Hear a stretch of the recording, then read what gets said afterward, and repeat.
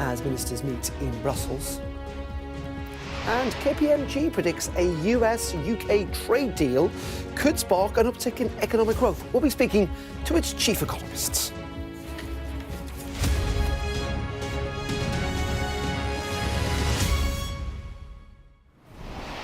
Very good afternoon. Welcome to Business Live on this Wednesday afternoon with me, Darren McCaffrey. Well, the Chancellor is laying out hundreds of billions of pounds of extra investments in projects to fix Britain's creaking infrastructure during next week's spending review.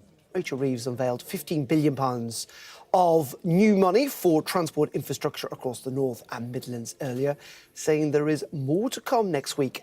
She plans to reveal around how £600 billion of annual spending will be split between departments for the next 3 years.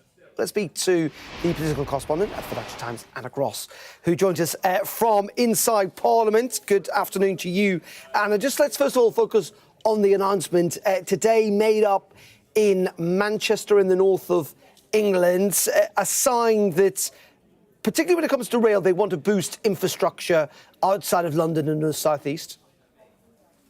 Exactly. I think the message that Rachel Reeves wanted to send is that we're not just focused on London. We want to boost the economy in the north, in the northeast, and in other parts of England as well. And she actually said, that this is a precursor to more investment that's going to go to devolved nations as well next week. So it's not all about London. And she also, her team and herself, I think, are quite frustrated that they haven't got enough credit for changing the fiscal rules at the autumn budget last year and allowing them, freeing up more capital so that they can invest in infrastructure projects like this. So she really wanted to make a sort of song and dance about it ahead of the spending review next week. And what's fascinating here, and of course, is that big spending review is going to be quite a moment for the government because it's going to come with some pretty tricky, challenging decisions, isn't it? There are going to be some really painful decisions, and we know that because the Chancellor is still locked in negotiations with a number of departments over some of the cuts. There are going to be big cuts across a lot of the most unprotected departments across Whitehall. And in a way, what's come today is sort of trying to pivot attention away from some of those cuts, away from that wrangling, and this narrative that's kind of fermenting in Westminster that Rachel Reeves and Keir Starmer are presiding over sort of austerity 2.0 and trying to say, look, that's not entirely the case, or it's not the case at all. Yes, there are some painful cuts coming down the road, but we are investing elsewhere. What is the mood within the Labour Party?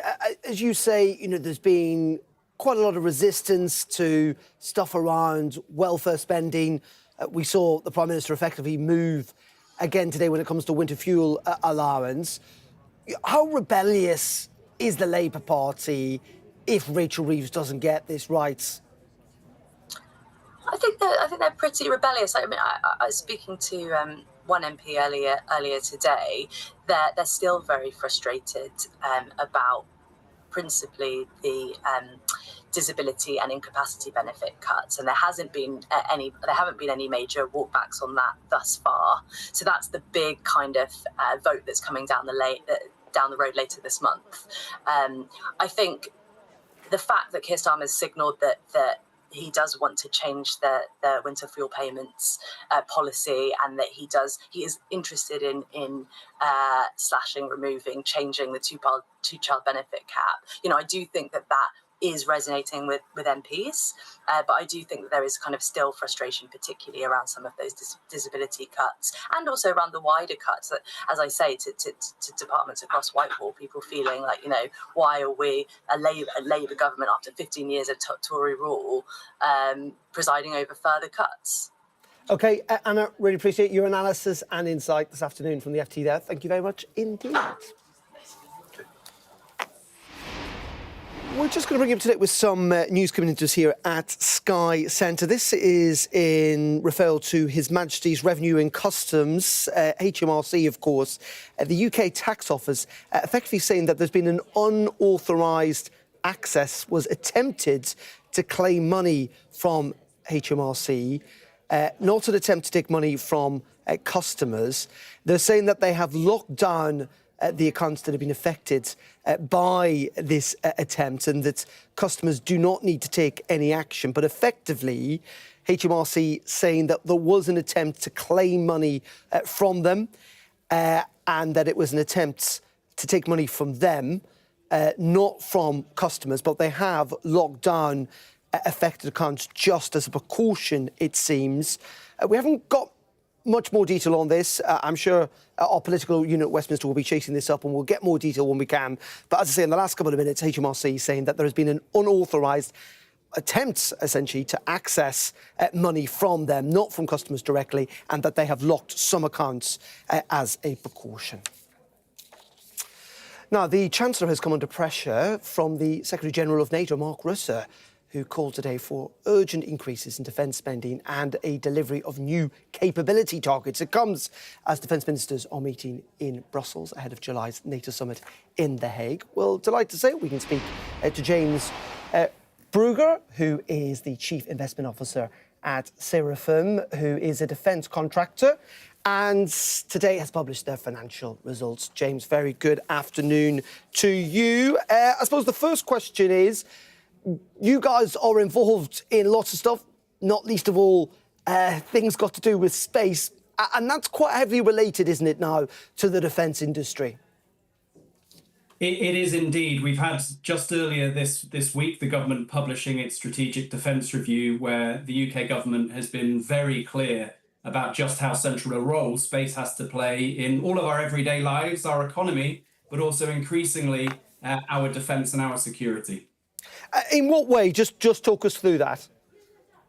So satellites underpin most facets of modern warfare. If you're thinking about the need to be able to communicate in the battlefield, it's satellites that are providing that connectivity. And not just government satellites, it's commercial players such as those from Elon Musk's SpaceX that have had a really important role to play in, for example, Ukraine being able to continue to operate through its conflict with Russia. Intelligence gathering is clearly intrinsic to modern warfare, and that's principally from satellites. And that's before you get into things like GPS, the same technology that powers Uber and Google Maps, is intrinsic to military's ability to navigate and understand where their troops are in the field. So in lots of different ways, space technology really is the bedrock of defence. And your share price seems to be doing pretty well at the moment. I assume in response to the fact that there is a lot of money being spent, not just here in the UK, but across Europe in terms of increased defence spending. Indeed. Well, it's actually worldwide. You've had in the US the Trump administration announcing its plans for its upcoming budget, which for the first time will see the US exceeding $1 trillion in annual budget for defence, a significant increase. What is new, of course, is that we're seeing a reaction from Europe because of the approach that the Trump administration has taken. Uncertainty about whether the US security backstop for Europe is going to survive. You have seen a big reaction. We've had the European Union announcing an 800 billion initiative. We've had German Parliament passing a 500 billion initiative. And of course, more recently this week, we've seen through the Strategic Defence Review a lot of positive rhetoric from the UK government about its own ambitions for increasing defence in reaction to what is, I'm afraid, a deteriorating geopolitical climate. And just in regards to the money itself, we talked, and you did there, a lot about state spending. What about in the private sector?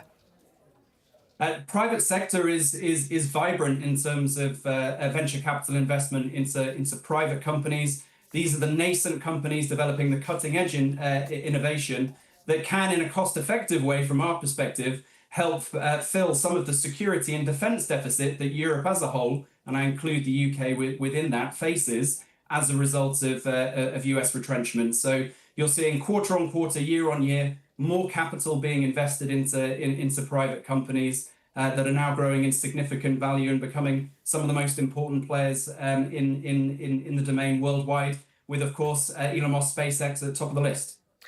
And in terms of your company, effectively, are we looking at the kind of use of technology as in, is it supplanting kind of troops on the ground, tanks on the ground? Because it was interesting with the Strategic Defence Review, it was very focused on, effectively, technology and hardware. And weapon systems, for example, and less on what we might regard as old school defence? So I certainly think it's true to say that the defence is evolving very rapidly, and the most obvious example of this is the conflict in Ukraine, where you've seen, even in the last week, news about how autonomous and or semi-autonomous drones are having a huge impact in the battlefield. You're increasingly seeing the use of electronic warfare, and more generally the use of technology that's perhaps borrowed from other parts of the technology landscape now being employed for the first time in defence.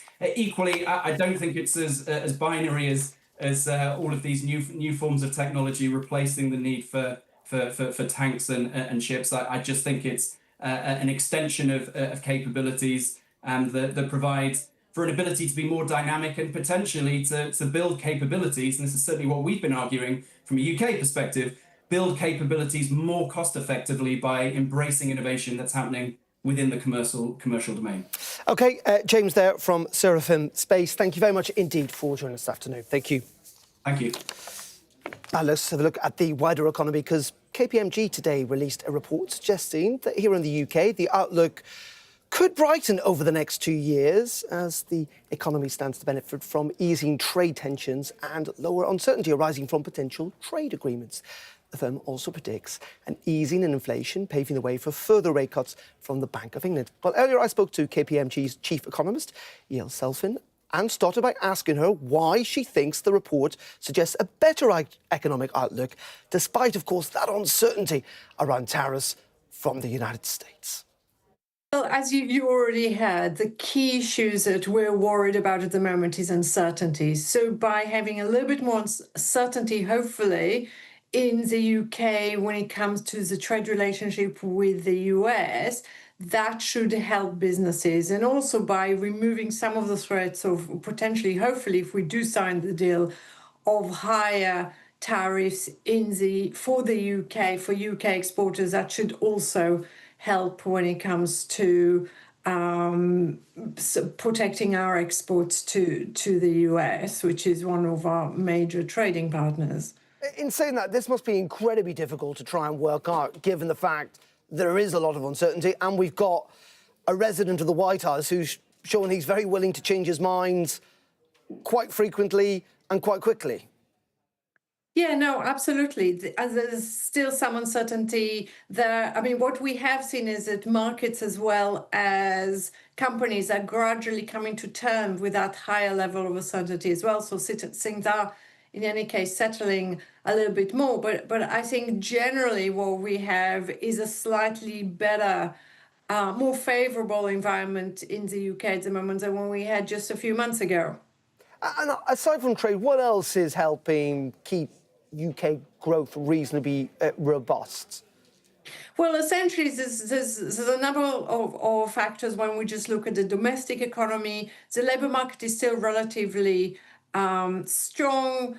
Wages are relatively high, and consumers have slightly higher level of savings that if they feel a little bit less uncertain, they could start spending a little bit more, especially as we expect interest rates to go down further. Inflation picked up a little bit, but we're expecting it to go back to the 2% target in about a year's time. That should give room for the Bank of England to lower rates even further.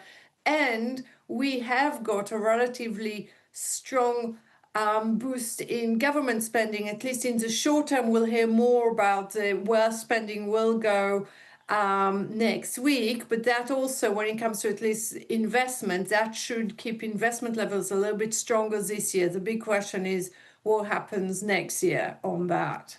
Well, talking about that, we obviously heard from the Chancellor this morning, didn't we, talking about infrastructure spending. That is clearly an attempt to boost economic growth, particularly in the north of England, and indeed productivity too. What's your sense? You know, there's some big figures involved in all of this, but will it make much of a difference, do you think? Well, I think we need to look at the full picture. I mean, essentially, the Chancellor is in a relatively tight position when it comes to trying to meet the fiscal rules. There's probably, depending on how forecasts will be revised in the autumn, there could be about 30 billion of a gap that the Chancellor will need to try and fill in, either through looking at other ways of distributing spending, or through tax rises rather. And therefore, while investment is welcome and it is within the current envelope, there's still quite a few question marks as to where government spending is heading in the coming years. And just very finally, there's obviously also, we have to take into account Britain's debts and our interest on that debt and the pressure that will add to effectively government spending. We know it is something the government's concerned about that fiscal headroom, if you like. Yes, absolutely. And we have increasing demands on spending. We've got government likely to increase the target for defence spending. So there's more pressure to spend on defence. We still have the green agenda, the net zero agenda, and lots of completing claims. So how do you manage that agenda with a very small resource, with interest rates likely to remain much higher than what we had previously? So the cost of that debt is going to remain high, even though interest rates will continue going down in the coming years. So it is very, very challenging for the Chancellor at the moment. OK, you're watching Business Live here on Sky News. Coming up in just a couple of minutes, we'll be looking at how the markets are doing. Not much movement on the FTSE, but we'll be walking you through all of that after this quick break. Stay tuned.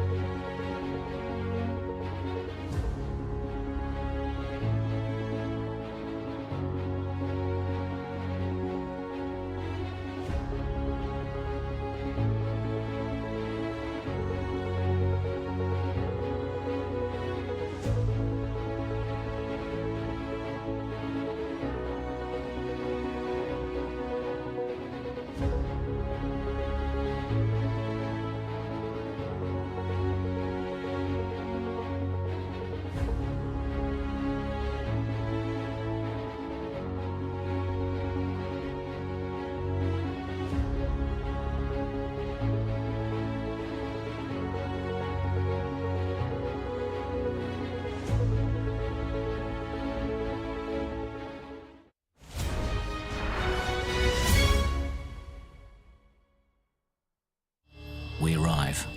A secret hospital hidden in the Myanmar jungle, treating the victims of this bloody war. This is Myanmar today. Its military rulers don't want the world to see, but we have. I fight for my own future. I fight for my generation's future. This is an actual crime. They don't care for that. Myanmar army is only a couple of kilometers away. So this is a major humanitarian disaster. A show of military might and menace. Why should the West trust you? Frankly, I don't care whether the West trusts us or not. Sky News. Get the full story first. Have a quick word for Sky News. Is the West right? Are you fueling Russia's war machine? American journalist Evan Gershkovich is on trial here, but was first on display. I'm Ivor Bennett, Sky's Moscow correspondent.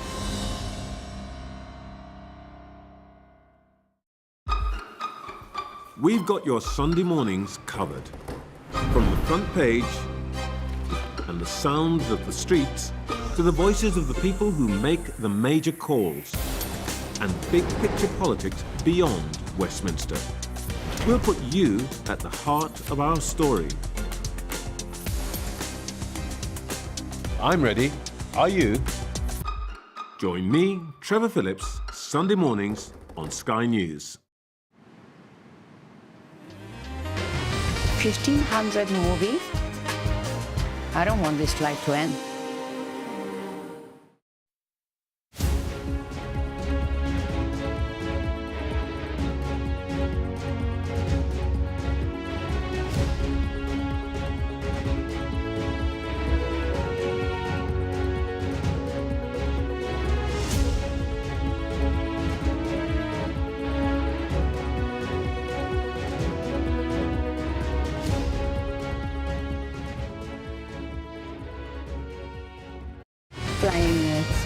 Fly better.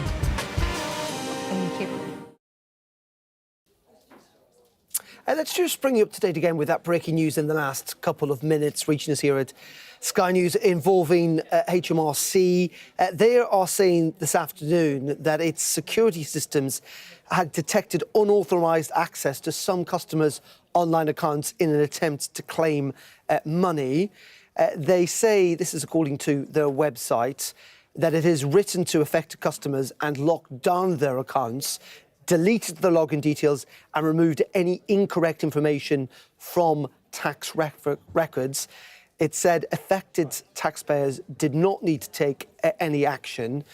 They say, and this is a quote from them, this was an attempt to claim money from His Majesty's Revenue and Customs and not an attempt to take money from you. But the upshot is, it seems that they have detected unauthorised access. They have effectively locked down some customers' accounts and deleted their login details. We're trying to get a sense of the size, potentially, of this unauthorised access. And as soon as we get more details here on Sky, we will, of course, bring them to you.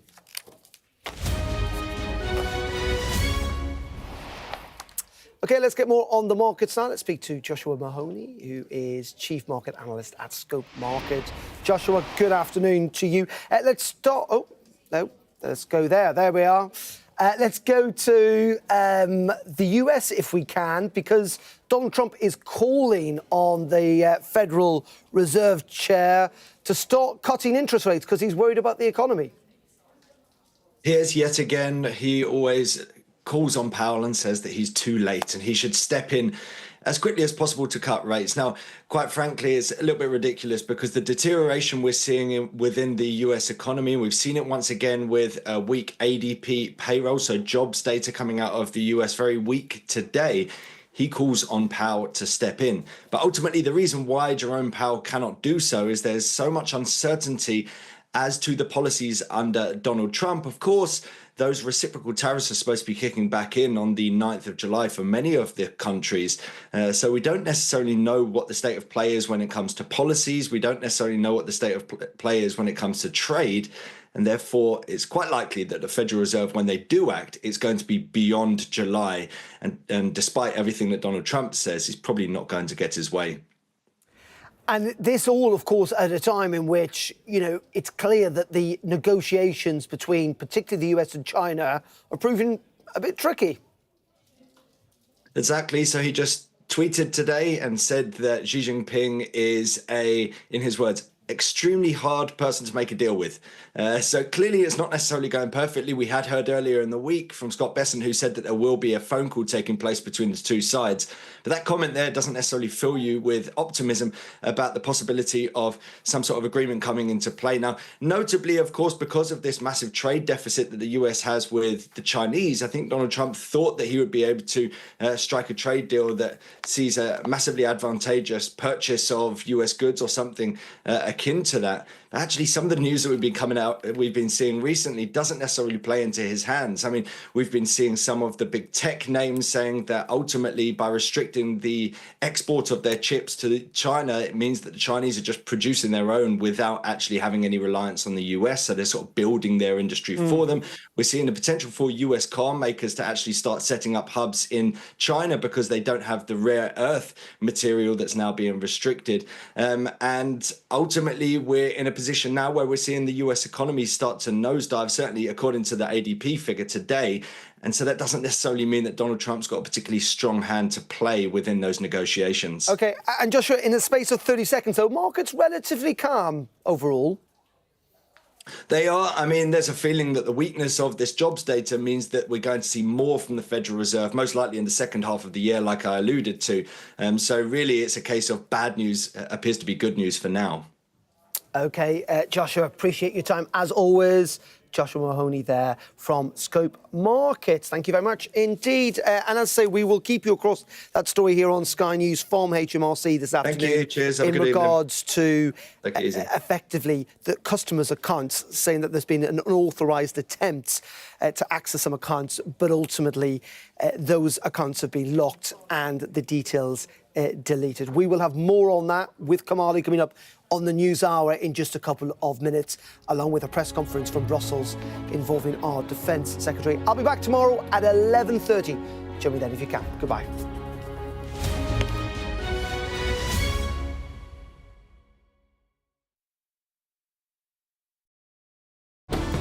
Jubilation in the streets, while some emotional. This is a political victory for Prime Minister Modi and his Hindu Nationalist Party.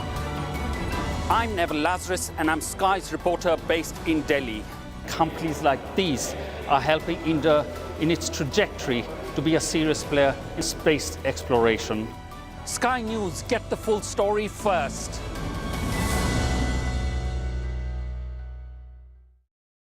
A show of military might and menace.